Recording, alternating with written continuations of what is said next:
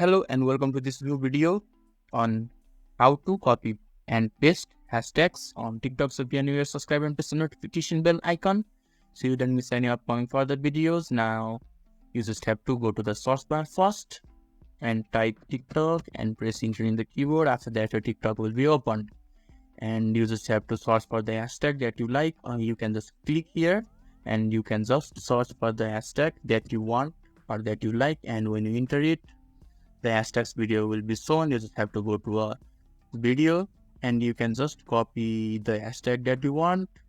And when you have copied the hashtag, then you can just go back to your profile and you just need to add a new video. Or if you want to add a new video, you can just click on the upload button and add a new video and paste the hashtag in your video.